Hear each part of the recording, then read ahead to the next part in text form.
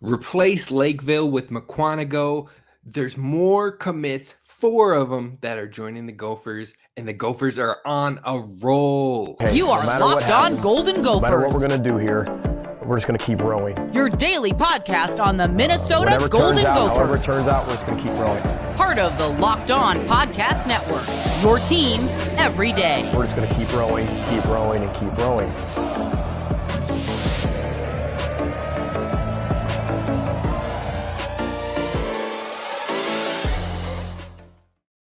You're listening to Locked On Golden Gophers, part of the Locked On Podcast Network, your team every day. My name's Kane Rob, host of the podcast, former collegiate football video coordinator and recruiting assistant, here to talk Golden Gophers with you each and every day of the week, Monday through Friday. In the offseason, we switched it up a little bit. We're Tuesday, Wednesday, Saturday. But once we hit that late July, folks, it is on and popping. We'll be back at it every single day of the week, bringing you roster breakdowns, position breakdowns, upcoming opponents, and so much more. You're not going to want to miss it. Now, usually on Tuesdays, you know what it is. It is Top 10 Tuesdays.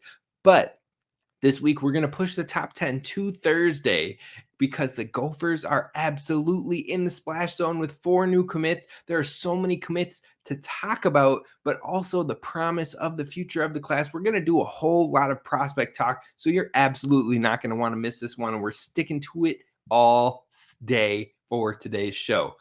So definitely be sure to subscribe wherever you get your podcasts, over at Stitcher, Spotify, Apple Pods, you name it. Leave a 5-star review while you're there, and be sure to follow. And then if you want to join the community, get to chat about the different things that are going on, talk with other Gophers fans, be sure to head on over to YouTube, hit subscribe, and drop in the comments who you are most excited about in this class, and also which Gopher or hopeful Gopher are you hoping will make the next commitment. Drop that in the comments over on YouTube. But let's talk about this class, because 4 new names come on board. The Gophers officially have a top 10 class according to a couple of their ranking sites right now, and I'm absolutely here for it, but also don't let it go straight to your head. It's just getting started when it comes to the recruiting process of 2024. So we'll talk about who is committed so far in the future and how it's bright. We're going to talk about the prospects still on the radar, and then we're going to finish up with why this is just getting started when it comes to recruiting. Now, the 4 new names that come on board include Nathan Roy, the best prospect of Minnesota's commitments so far when it comes to rankings wise. And it was a major one for the Gophers, a big add on the offensive line, their first offensive line commit of the 2024 class. He's from McQuantico, Wisconsin, one of the best prospects in the state of Wisconsin. Some have him rated as number 1, some have him rated in the top 3. Regardless, one of the best prospects in the state of Wisconsin with our rivals. And you know what? It is a big time ad for Minnesota. Now, some thought he was going to be headed back out west, having grown up out west before he headed back to headed to the Midwest, but he didn't. And you know what? One of his relatives plays out at UCLA. UCLA seemed to be a top school for him. Michigan State was also on the consideration list, but Minnesota pulls this one out, and the Gophers get a major addition, beating not only both of those 2 schools out, but also the University of Wisconsin out as well. Huge addition, huge upside, plays with some theory to him. I absolutely love this ad. And then you talk about his pairing with some of these other offensive linemen from not only this class, but last year's class too. The upside is there. We're going to talk about that in just a moment, but I want to get to these other 3 of 4 prospects committing from this past weekend. Now, I'm going to learn these guys' names, pronunciations as we go, but I believe it is Adam Kissayi.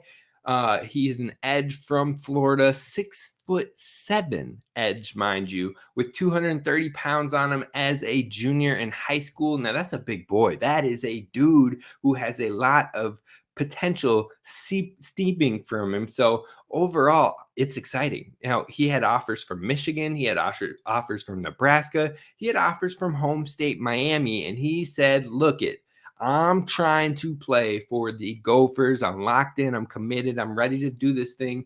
His host for the visit was Anthony Smith. You talk about those two building some chemistry, and that gets your boy excited. You guys know I love Anthony Smith, and he has so much potential. I think Adam could have a ton of potential as well. Maybe they could play off each other as the two ends, but we'll see. That is in due time. We've got to take it step by step. But man, oh man, what impressed me the most with Adam was his speed paired with that size. His speed absolutely pops off on the film. It is something that stands out right away, but also it shows in the stats with double-digit tackles for losses and 8.5 sacks as a junior. Lots of potential, lots of size to him, and Coach Debo could really bring out the best in him. He talked about how the coaches said he could have NFL potential. I don't disagree. If he can capitalize with that size, with that speed, and he can turn it into production at the collegiate level, NFL teams will be interested. Huge upside for Adam Kissayi there, and I am excited to see where that goes. The next player, the third commit from this class so far, or from this weekend, I should say, not the class. The class has like 22, 23 commits. So from the weekend is Mauricio Hines. He's an offensive lineman officially from Canada, but he's been playing high school ball in Florida this past season. He's relatively newer to football, so he's still getting the fundamentals, the concepts, the strategy parts, the little nitty-gritty things that once you start to put things together, once you start to click and get into those fundamentals and not playing just with athleticism and talent, that's when things can start to get pretty intriguing and pretty interesting. So overall, he's got a high ceiling. We've seen Minnesota loves to take offensive linemen that could have high potential, but are still relatively newer to the game and raw.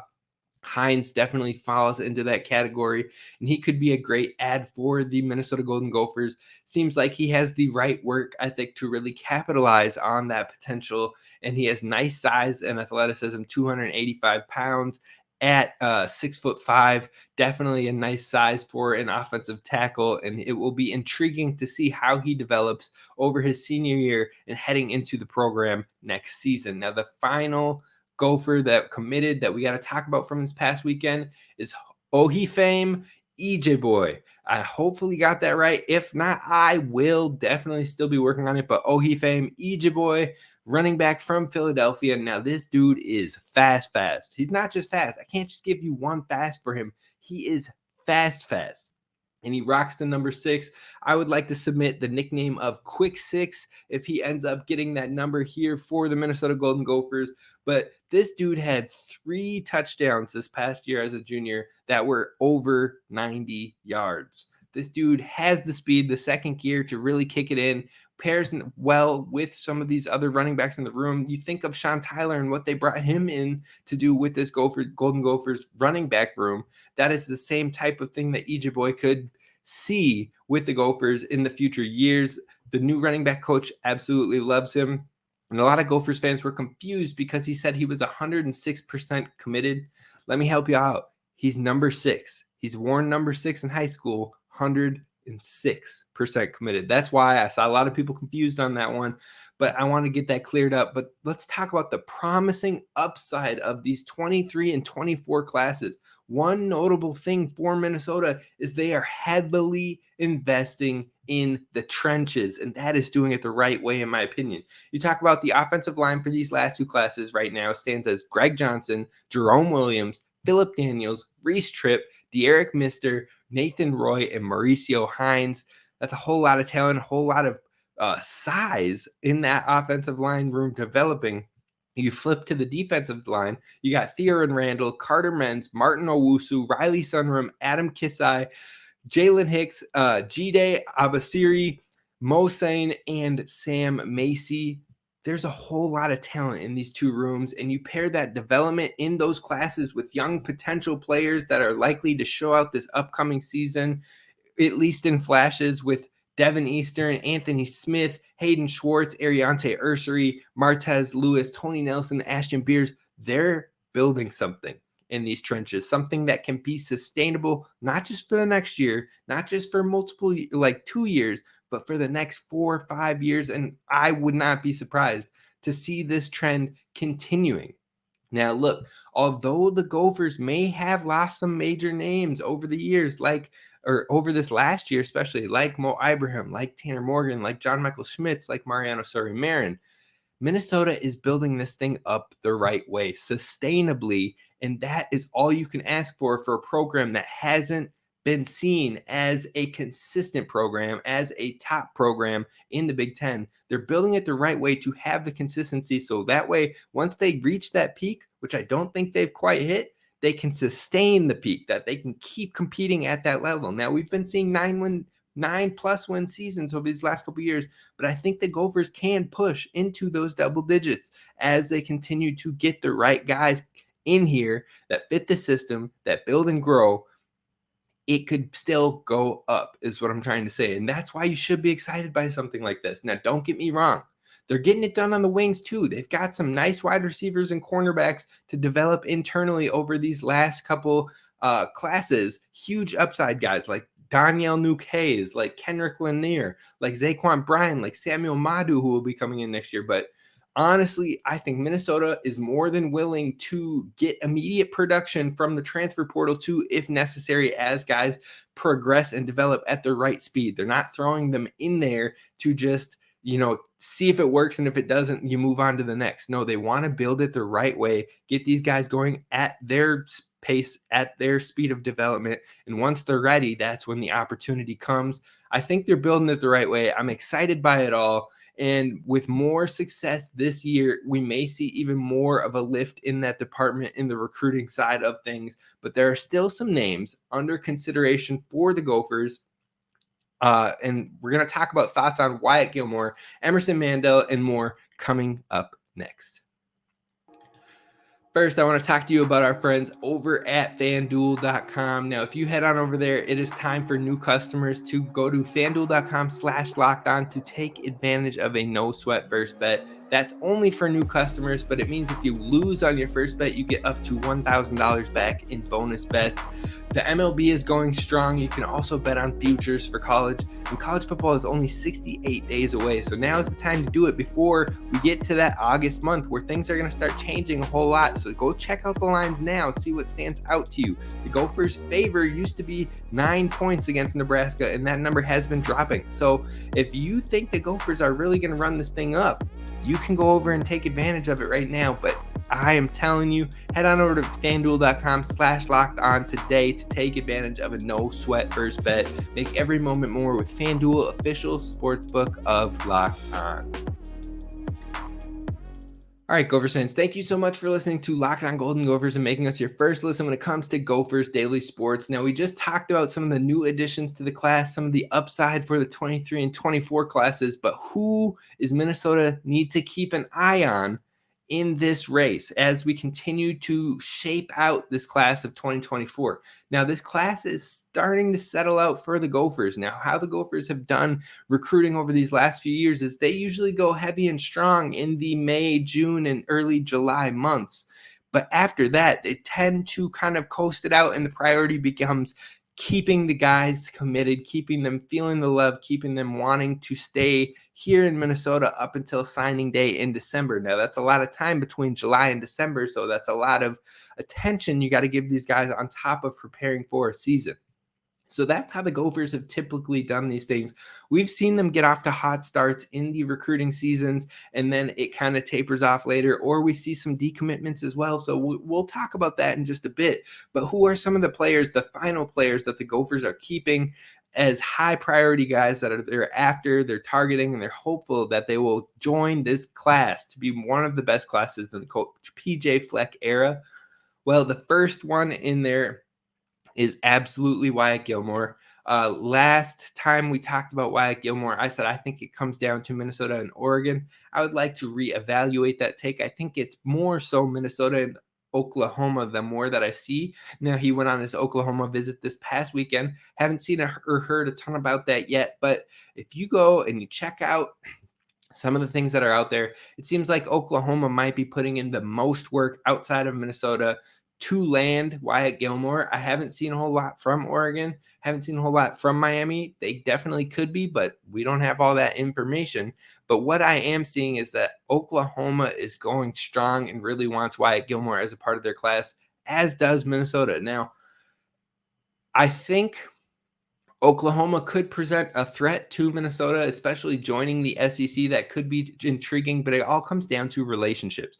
And it seems that he has great relationships with Oklahoma as well. So I think my readjusted evaluation is going to come down to probably Oklahoma and Minnesota. Oregon could still be in the race. They will have the final visit this upcoming weekend of June 23rd. And then I think heading into early July, we're going to have an answer from Wyatt Gilmore. Now, hopefully that's here in Minnesota, building on this elite defensive line class. But overall, huge question for me there. I don't know how this one will play out. I would give the slight edge as of this moment to Oklahoma if I had to take a shot in the dark. Then we move on to another Minnesota target from Minnesota. That's Emerson Mandell. Now, Gophers fans, I know I'm feeling myself because we got one of the top prospects, if not the top prospect from Wisconsin. I've seen Gophers fans over there just chirping on Twitter to other Badgers fans saying, we got your best guy. How's it feel? All these things. We made the joke today, replace Lakeville with McQuantico because Lakeville just seems to have a ton of basketball players that head out to Wisconsin instead of staying home. But I think we need to settle the trash talk a little bit because we don't know where Emerson Mandell is going to land. He is in his top 3 considerations with Wisconsin, Minnesota, and Iowa State. So if he goes to Wisconsin, folks, you're going to get that back tenfold. So I think just temper the trash talk for now until we know more. Now, Emerson Mandell's recruiting process has been very hush-hush. And honestly, I've heard more about his trip to Wisconsin and his trip to Iowa State than I've heard anything about his Minnesota experiences so far. So if Minnesota can pair Mandell with Roy, that would be a knockout. That would be a home run. I would call this an all-star class. But my gut says he will likely be headed to Wisconsin right now. So maybe temper the trash talk until we know more. That said, I truly believe that Nathan Roy's upside is a much higher ceiling as a prospect and as a future player. That being said, if we could get both of these guys and you start to pair them with guys like Greg Johnson, like Jerome Williams and more, this could be a special offensive line building here in Minnesota. Now, another player that we'll move on to that Minnesota still targeting is Caleb Pieform. Now, I think he is likely not headed to Minnesota. He's an offensive lineman from Nebraska. I think any hope Minnesota had would have been very quickly after this official visit. But the longer time goes on, the more it looks like he will stay home for Nebraska and play in the Big Ten. Then you move on to a guy like Jonathan Bibbs. This is the last name I want to bring up as a potential player for the Gophers. I think there's high potential here. You saw Jalen Watson, Jalen Big Play Watson for some of you out there. He has Minnesota listed in his top 5. It seems like the communication between the school and him hasn't been as strong as it was early in the process. It seems like he might be headed to Iowa. That being said, as soon as we lost C.J. Brown to Arkansas, the Gophers want to add one more wide receiver in this class, or so it seems. And if it's not Watson, if it's not Brown, I think they're trying to go in on Bibbs, but they haven't given Bibbs an official offer yet. Coach Matt Simon really likes Bibbs and the talent there. He thinks he could be a high-level player in the Big Ten, but he is still seeking an offer, like I said, and he's likely to come back to a Minnesota camp in late July to try and earn that offer from Coach PJ Fleck.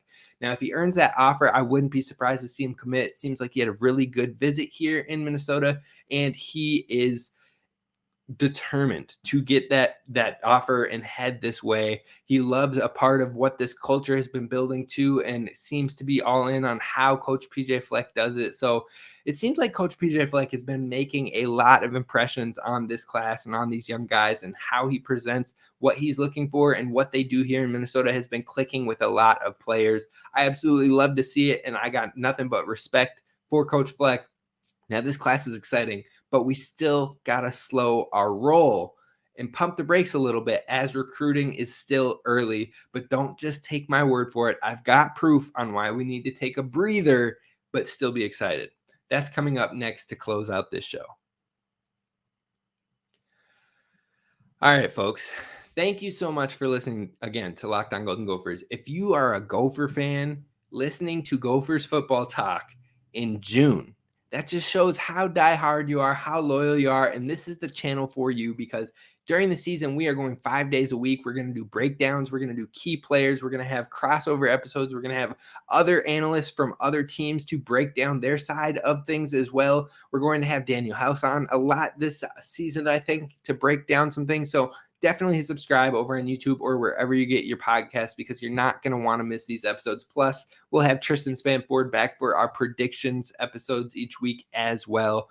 Now, let's close this thing up to talk about the recruiting process because it's still early, folks. Now, it is really cool to see Minnesota as a top 10 class in June, but you also got to breathe a little bit and don't get caught up in those numbers too much because right now we're currently ahead of Bama, of Miami, of Florida State, ahead of those type of schools that often see these big 5-star guys late into the August, early September that really boost their stock and push them into those top units. So I wouldn't get too caught up in it because it's still early. It's still only June and signing day isn't until December or late November. So we got a while. There could still be decommitments. There could still be change ups, switch ups and all that. Now things will change.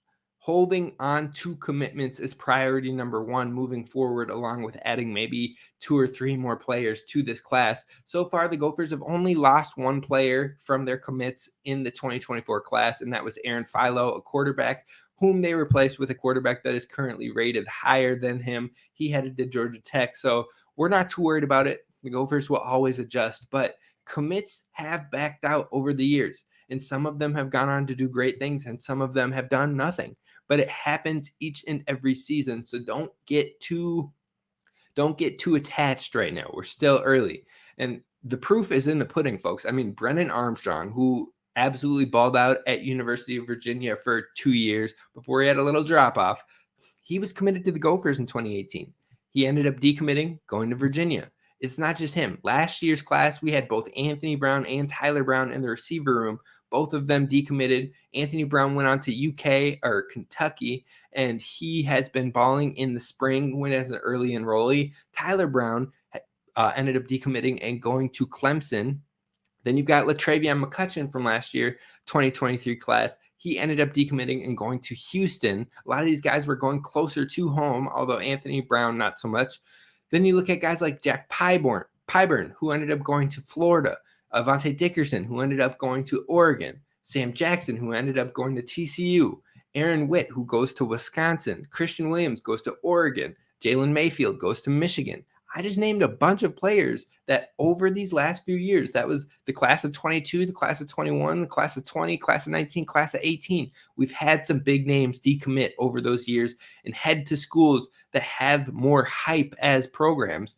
But hopefully the Gophers can keep a lot of these guys locked in and ready to row. Now, some of these turned into duds like Witt in Wisconsin, Pyburn with Florida. Dickerson didn't do anything with Oregon, hit the transfer portal, and I haven't seen him land anywhere since.